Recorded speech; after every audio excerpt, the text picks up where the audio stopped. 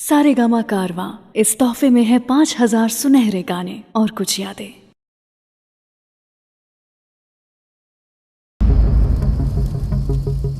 सरपंच जी आज आई कि ना? अगर वो आज ना आई तब भैया ओकरा घरे चल के पंचायत लागी।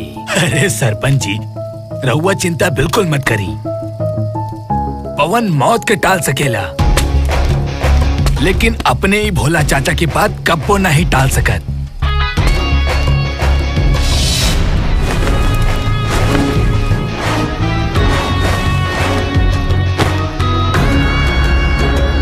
कैसन बड़ा पवन बेटा? ठीक बनी चाचा। चंचल के भाई के कत्ल ना होके के चाहत रहे। ये बात पहले ही तय भइल रहे कि अब के चुनाव में कोनो खून खराबा ना होई। आपसी दुश्मनी के हम समाप्त करब, ये बात पे हमने के समझौता भी भई रहे। चाचा दुश्मनी निभावे के टाइम के कराबा, यहाँ तो मोहब्बत कैले भी जमाना हो गइल बा। दुश्मनी में ही तुमने मेरे भाई को मार दिया, वरना चंचल की जगह आज भैया बैठे होते यहाँ पे। यकीन रख हमरा पे भी और हमरा मोहब्बत पे भी। हम ना मर ले तोरा भाई के। चेहरे पे मासूमियत और पीठ पीछे आग बरसाने में माहिर है तू। गिरगिट की तरह रंग बदलना तो कोई तुमसे सीखे। रंग तो थोरो बदल गइल बा अब।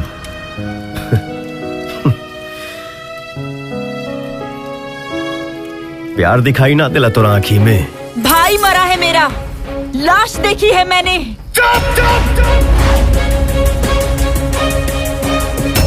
नाम पर दाग चिता के आग से कम ना होगा। मन तो करता है कि अभी तुम्हें ठोक दूं। बस करा जा, यहाँ कोनो खून खराबा ना होई। सरपंच चाचा, आज तो आपने हमें रोक लिया, मगर हमारे यहाँ खून का बदला खून से लिया जाता है। अब क्या उखाड़ लोगे तुम हमसे बगावत करके? हम तो बर्बाद हो चुके हैं तुमसे मोहब्बत करके।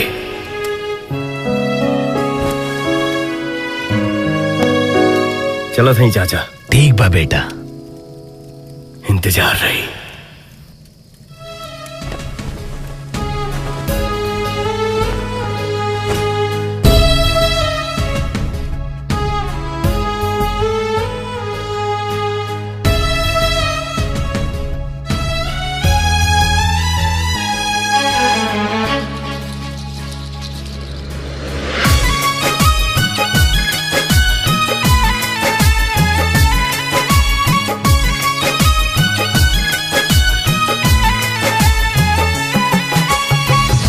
दिल के दर्दिया के दवाइयों ना भेटाता। छोने छोने आई हो दादा जाने अब जाता। हाँ, दिल के दर्दिया के दवाइयों ना भेटाता। छोने छोने आई हो दादा जाने अब जाता।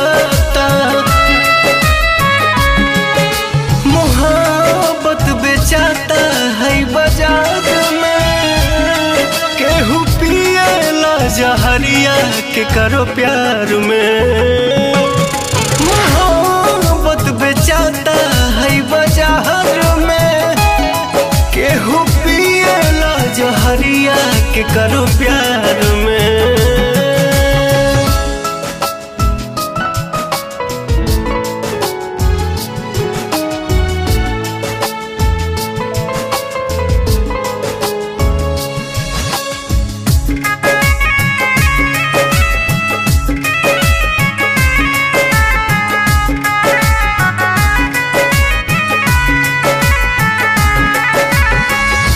छने करे जा दिल के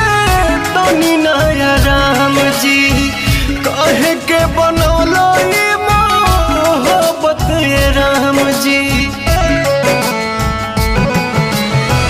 छछने करे जा दिल के तनी नया राम जी हाँ कहे के बनौलो मोहब्बत ये राम जी सारा सपना बन के आंसू बहे धार में केहू पिएला जहरिया के करो प्यार में सारा सपना बन के आंसू बहे धार में केहू पिएला जहरिया के करो प्यार में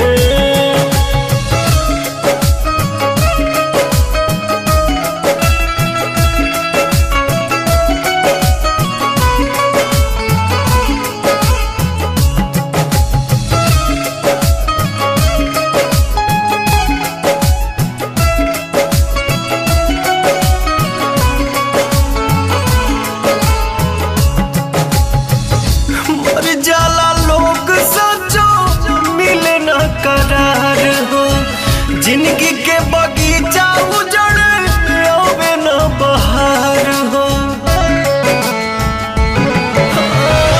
मर जाला लोग सचो मिले न करार हो जिंदगी के बगीचा उजड़ आवे न बहार हो पवन सुना लगे के बा संसार में केहू पिएला जहरिया के करो प्यार में मोहब्बत अब बेचाता है बाजार में केहू पिएला जहरिया के करो प्यार में